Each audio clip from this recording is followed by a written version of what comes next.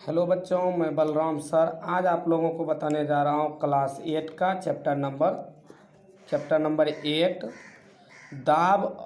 दाब और बल का आपसी संबंध। तो क्या बताने जा रहा हूँ बच्चों? दाब और बल का आपसी संबंध। तो चलिए शुरू करते हैं।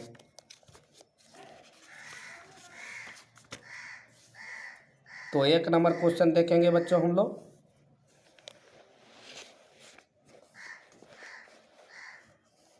तो 1 नंबर क्वेश्चन देखेंगे, निम्नलिखित प्रश्नों का उत्तर एक शब्द में देना है। तो क्वेश्चन का आंसर जो है आप लोग एक शब्द में देंगे। पृथ्वी द्वारा सभी वस्तुओं पर लगाया गया आकर्षण बल। तो ये गुरुत्वाकर्षण बल होता है। चलिए दिखाते हैं आपको बच्चों। तो चलिए शुरू करते हैं।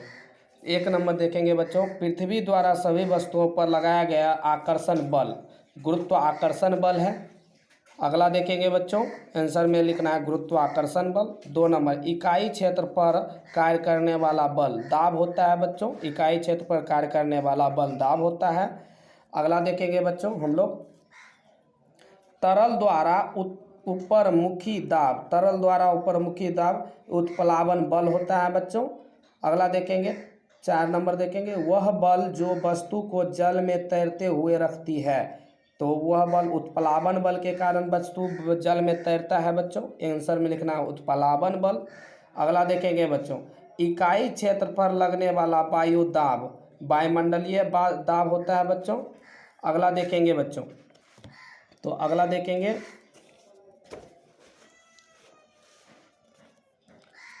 यहाँ से देखेंगे बच्चों, ठोस द्वारा केवल डैश दिशा में आरोपित किया जाता है। तो इसका आंसर देखेंगे बच्चों हम लोग नीचे की ओर। 1 नंबर में नीचे की ओर भरना है बच्चों। 2 नंबर में बच्चों सभी दिशाओं में। आप क्वेश्चन देख लीजिएगा, किताब से क्वेश्चन देख लीजिएगा, आंसर देख लीजिए, खाली स्थानों को भरिए। 1 नंबर में नीचे की, 2 नंबर में सभी दिशाओं में, 3 नंबर में सभी दिशा, 4 नंबर में भरना है पास्कल और 5 नंबर में भरना है अधिक। तो ये था 2 नंबर का आंसर बच्चों। आप लोग क्वेश्चन देख लीजिएगा, किताब से देख लीजिएगा, क्वेश्चन यहाँ से यहाँ तक में आप लोग भर लीजिएगा। अगला देखते हैं बच्चों, ठोस द्वारा दाब उसके भार के कारण होता है। तो इसका आंसर सही होगा बच्चों। यहाँ भी चेक लगाया हुआ है, सत्य या सही लिख लेना है बच्चों। 3 नंबर का देख लीजिए, 1 नंबर में सही, 2 नंबर में सही और 3 नंबर में सही और 4 नंबर में लिखना है असत्य बच्चों। ठीक है, 3 नंबर में देख लीजिए, क्वेश्चन भी दिखा देते हैं बच्चों आप लोगों को। तो 3 नंबर का एक, ठोस द्वारा उसके भार के कारण होता है। तो सही बात है, द्रव में गहराई के साथ दाब का मान बढ़ता है, ये भी सही है बच्चों। वायु में भार होता है, ये भी सही है। क्षेत्रफल का मान घटने पर दाब का मान घटता है, ये गलत है बच्चों। तो 4 नंबर क्वेश्चन उसके बाद देखेंगे, बल एवं दाब में क्या अंतर होता है। तो बल एवं दाब में क्या अंतर होता है ये हम लोग देखेंगे, इसका आंसर देखेंगे। तो चलिए शुरू करते हैं। बल एवं दाब में क्या अंतर होता है? तो आंसर, बल एवं दाब में निम्नलिखित अंतर होता है। बल, एक पट्टी बल लिखना है, एक पट्टी दाब लिखना है बच्चों। तो देखिए 1 नंबर में लिखिए, किसी वस्तु को खींचना या धक्का देना बल कहलाता है। इसके दूसरे पट्टी लिखिए, प्रति एकांक क्षेत्र पर लगने वाला बल को दाब कहा जाता है। ये 1 नंबर है बच्चों। यहाँ गलती से 2 नंबर लिखा गया था, जो 1 नंबर है, 1 बना लीजिए। इधर देखना है बच्चों, इधर 2 नंबर में बल का एसआई मात्रक न्यूटन होता है। इधर लिखना है दाब का एसआई मात्रक पास्कल होता है। तो 2 अंतर बता रहा था, 2 अंतर दे दिए। उसके बाद 5 नंबर क्वेश्चन हम लोग देखेंगे।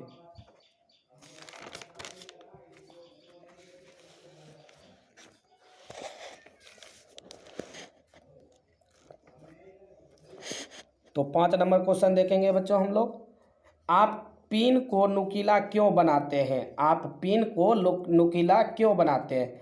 पिन के सिरे का क्षेत्रफल आगे की अपेक्षा बहुत कम होती है, इसलिए बाहरी बल पिन के तख्ते को ठोकने के लिए पर्याप्त दाब उत्पन्न कर देता है। इसलिए पिन को नुकीला बनाया जाता है। तो इसका 5 नंबर का आंसर आप लोगों को बता दिए। अब 6 नंबर का देखेंगे बच्चों हम लोग।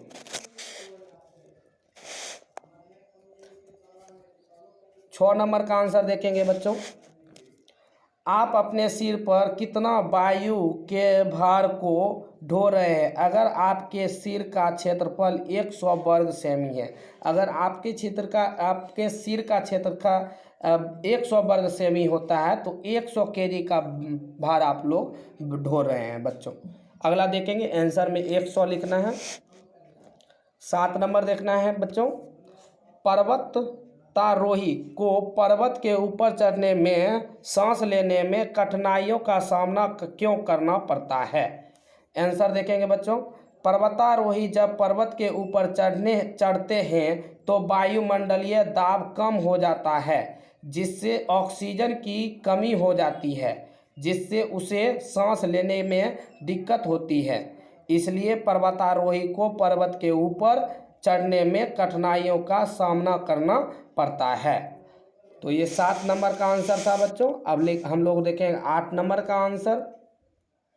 8 नंबर क्वेश्चन देखते हैं बच्चों। पास्कल ने कैसे दर्शाया कि द्रव सभी दिशाओं में दाब आरोपित करते हैं? आंसर देखना है।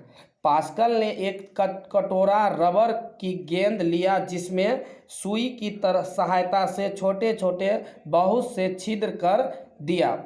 इसे दबाकर इसके अंदर की वायु निकाल देते हैं। इसके बाद जल से भरे बाल्टी के अंदर डुबा दिया जाता है। गेंद से दाब हटते ही जल छिद्र से अंदर चली जाती है। गेंद को जल से बाहर निकालते ही गेंद को जब दबाया जाता है तो सभी छिद्र से जल बाहर सभी दिशाओं में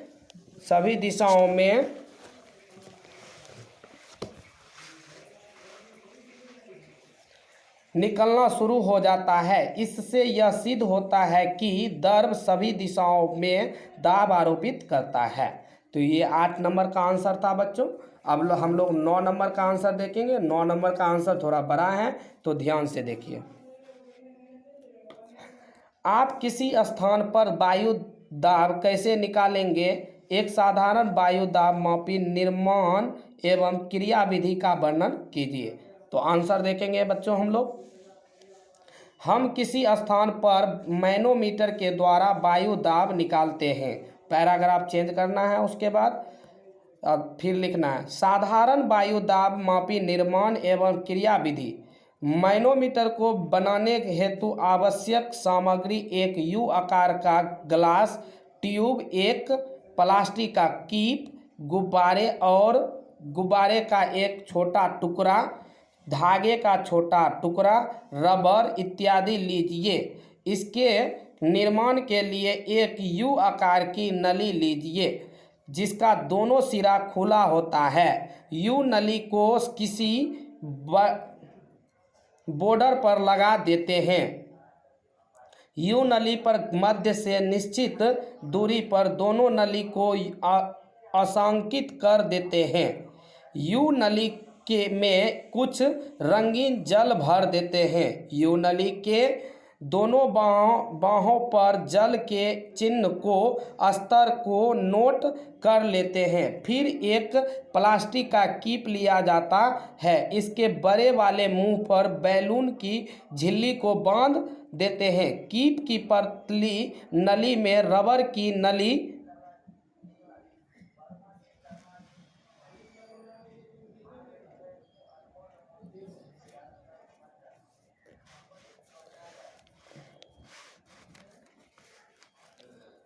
फिर से देख लेते हैं बच्चों।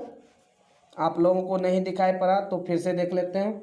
आप किसी स्थान पर वायु दाब कैसे निकालेंगे? एक साधारण वायु दाब मापी निर्माण एवं क्रियाविधि का वर्णन कीजिए। आंसर देखना है बच्चों। हम किसी स्थान पर मैनोमीटर के द्वारा वायु दाब निकालते हैं। साधारण वायु दाब मापी निर्माण एवं क्रियाविधि। पैराग्राफ चेंज करके लिखना है बच्चों। ठीक है। मैनोमीटर को बनाने के हेतु आवश्यक सामग्री एक यू आकार का ग्लास ट्यूब, एक प्लास्टिक का कीप, गुब्बारे का एक छोटा टुकड़ा, धागे का छोटा टुकड़ा, रबर इत्यादि लीजिए। इसके निर्माण के लिए एक यू आकार की नली लीजिए।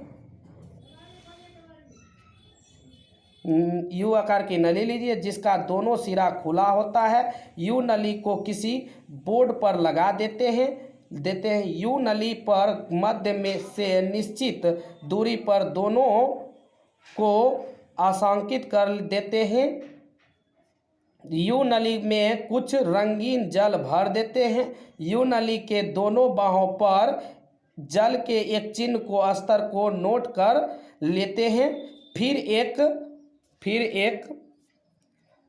एक प्लास्टिक का कीप लिया जाता है। इसके बड़े वाले मुंह पर बैलून की झिल्ली को बांध देते हैं। कीप की पतली नली में रबर की नली लगा दिया जाता है। इस रबर को नली का दूसरा छोर यू नली के मुंह में लगा दिया जाता है।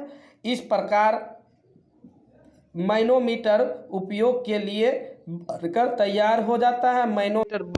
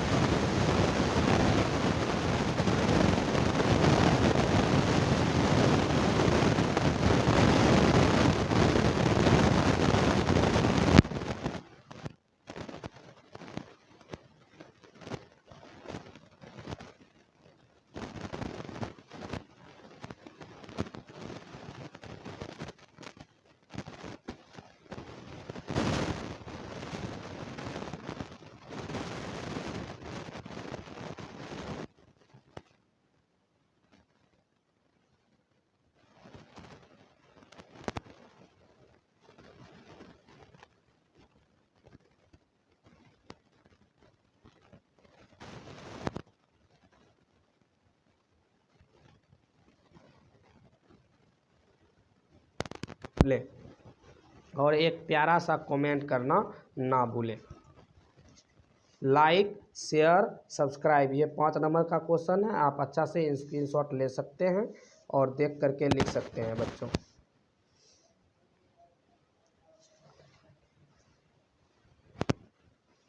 ये 9 नंबर का आप देख लीजिए।